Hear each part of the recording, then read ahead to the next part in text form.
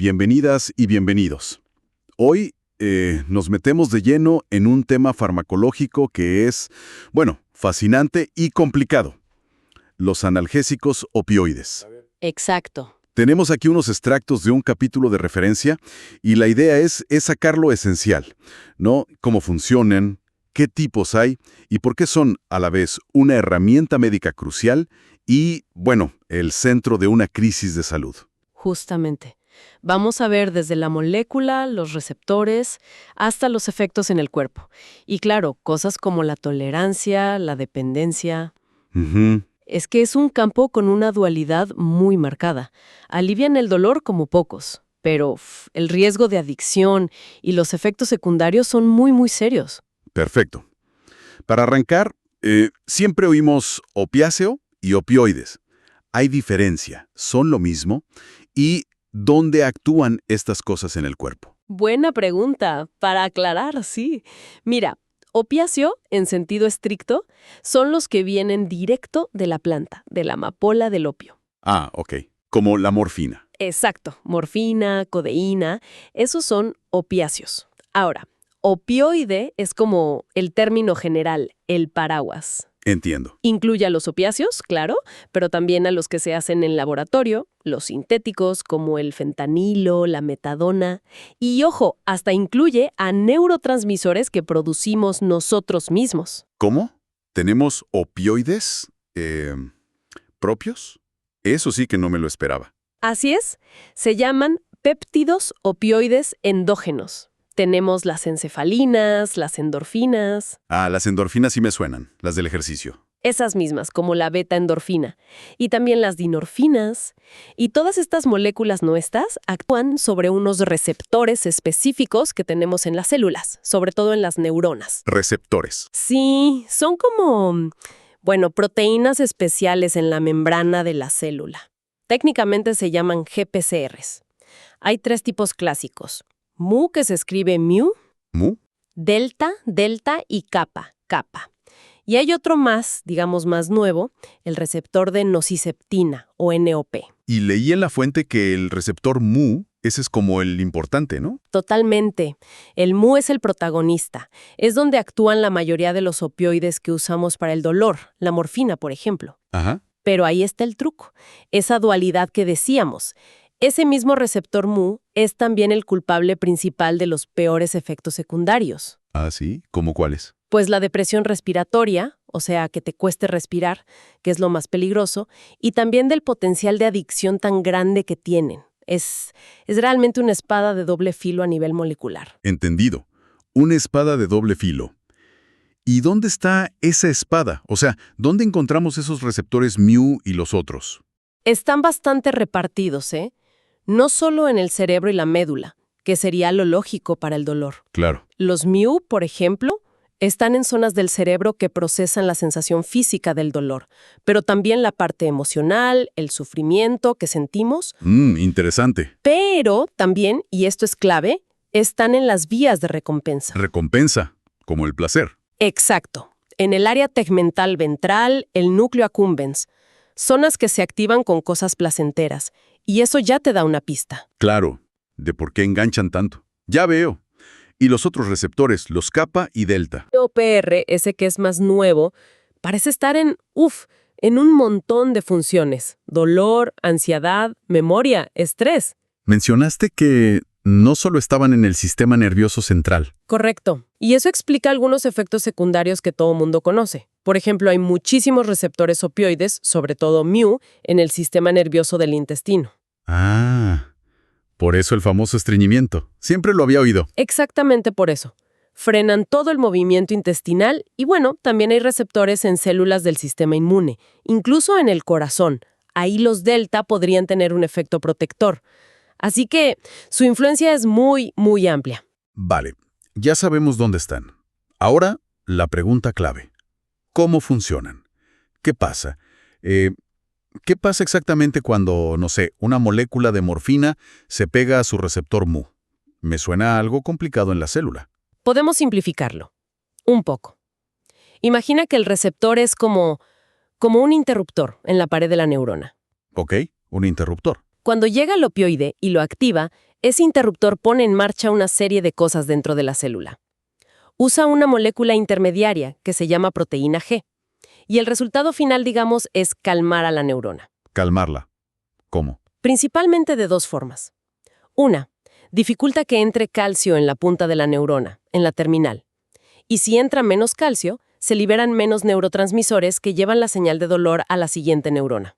Ajá. Menos señal. Salga potasio de la neurona.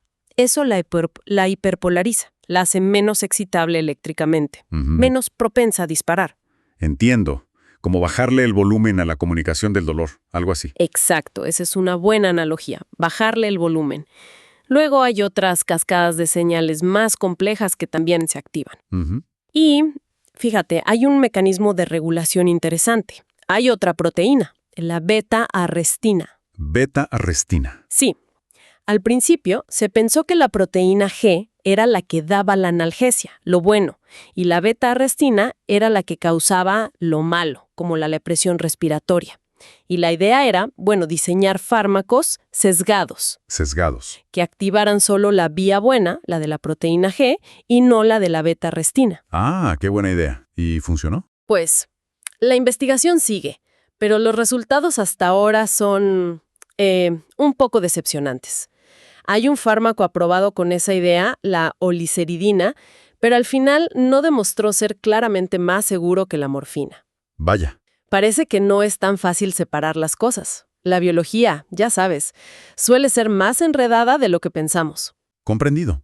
Entonces, aparte de nuestros opioides naturales, tenemos fármacos que juegan con estos interruptores. ¿Cómo los podemos clasificar? La clasificación más básica es según lo que hacen en el receptor.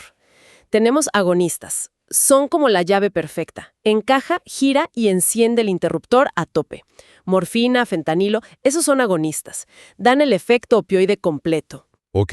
Agonistas típicos. Revierten los efectos, digamos. Exacto. Luego están los agonistas parciales. Estos son muy interesantes.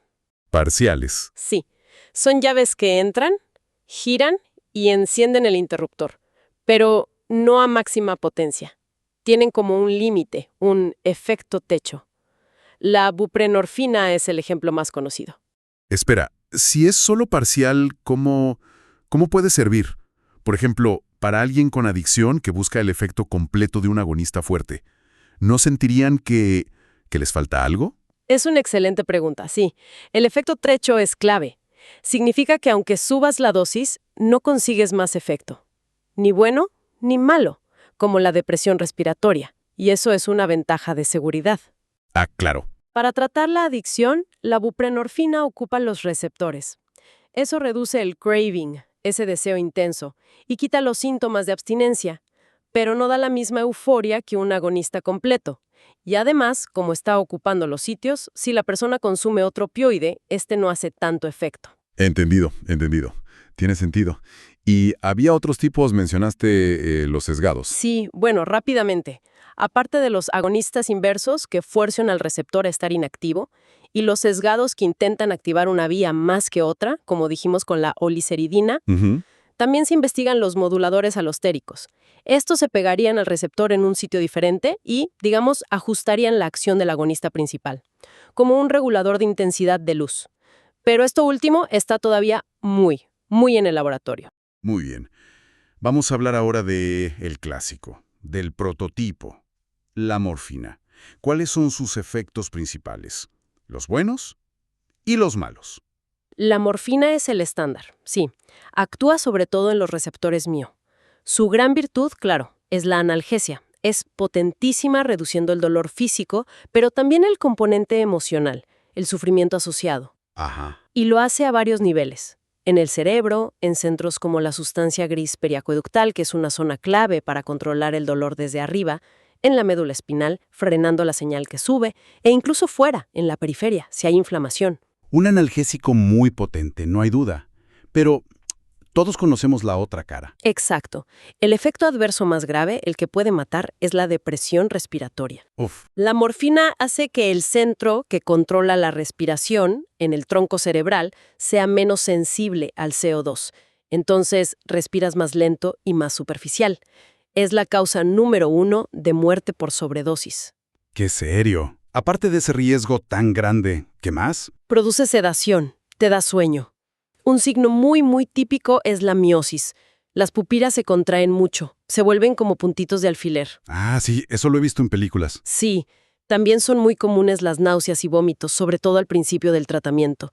Y, como ya dijimos, el estreñimiento. Que ese no se quita fácil, ¿verdad? No, ese es persistente. Se desarrolla poca tolerancia, así que puede ser un problema crónico. Otros efectos, a veces pica la piel porque libera histamina, puede bajar la tensión arterial y quita la tos. Por eso a veces se usa para la tos. Bueno, más bien su derivado, la codeína. ¿Y cómo la procesa el cuerpo? ¿Dura mucho su efecto? Si la tomas por boca, no se absorbe del todo bien. El hígado la procesa mucho antes de que llegue a la sangre. Es el metabolismo de primer paso. Se transforma sobre todo en 2 cosas. Morfina 6-glucurónido, o M6G, que fíjate es incluso más potente que la morfina misma. Anda. Y morfina 3-glucurónido, M3G, que parece que no quita el dolor, pero podría causar excitación. Se elimina por el riñón y su efecto no es muy largo. La vida media es de unas 2 o 3 horas. Mencionaste que al estreñimiento se desarrolla poca tolerancia. Y eso nos lleva directo a los problemas del uso continuado. Tolerancia y dependencia. ¿Nos explicas un poco qué son? Son 2 conceptos claves, sí, y es importante no confundirlos.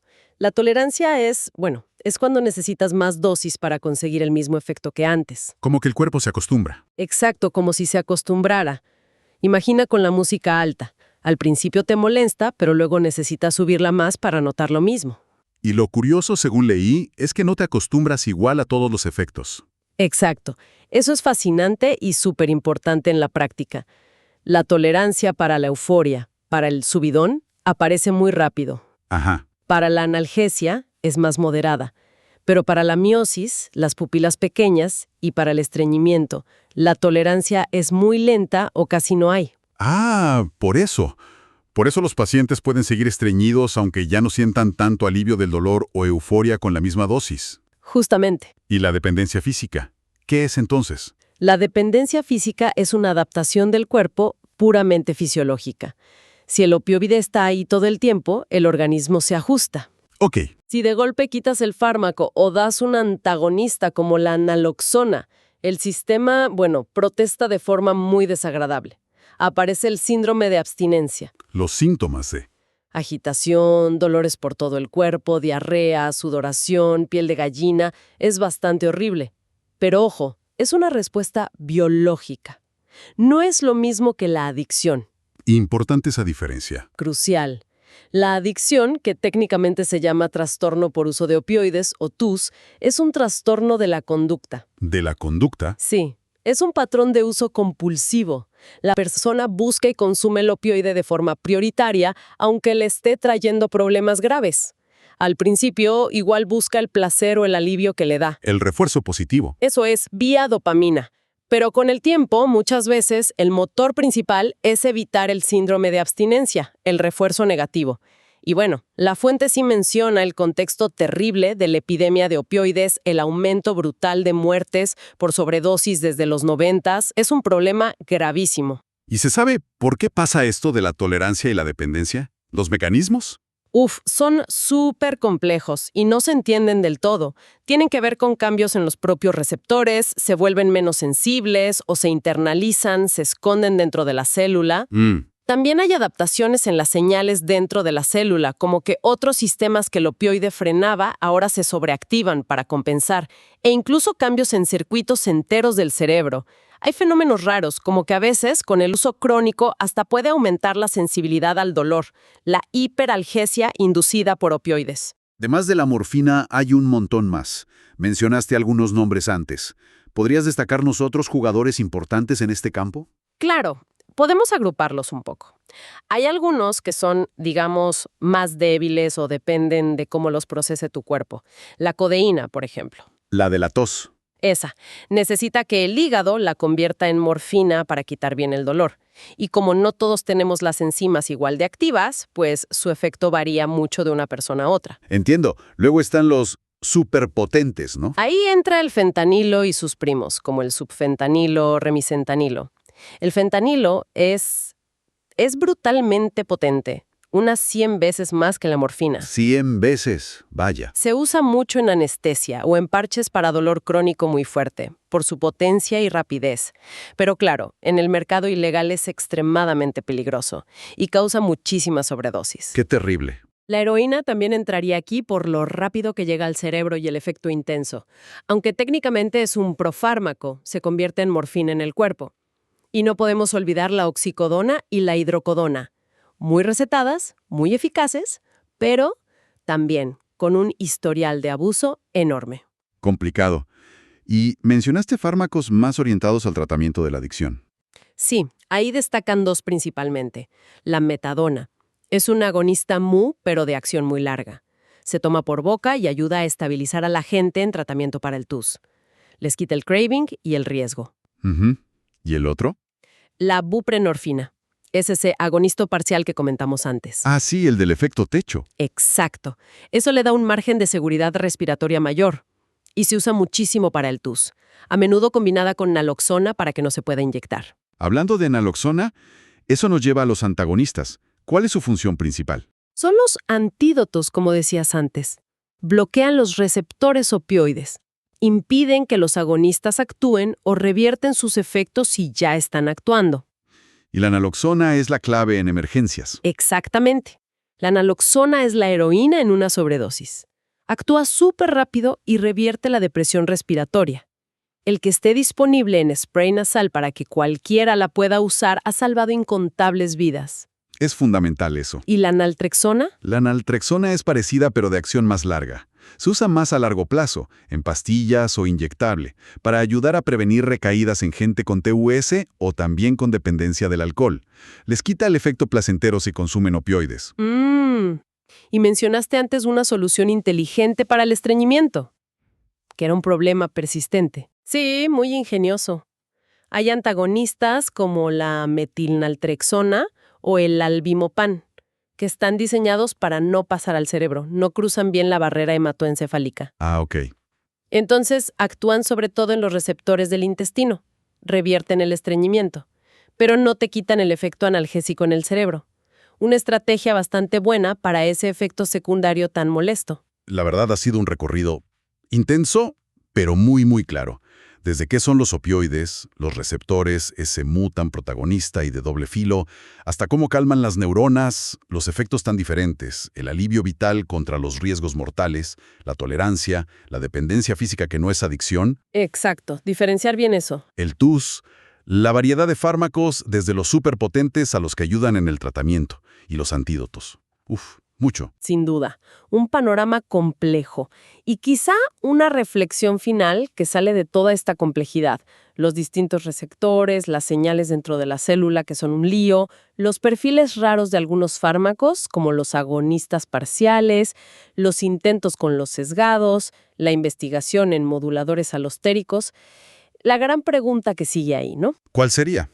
¿Qué caminos parecen más prometedores para encontrar el santo grial? Es decir, analgésicos igual de fuertes que los de ahora, pero que consigan separar el efecto bueno, el alivio del dolor, de los peligrosos efectos secundarios y sobre todo de ese potencial de adicción tan devastador que vemos hoy.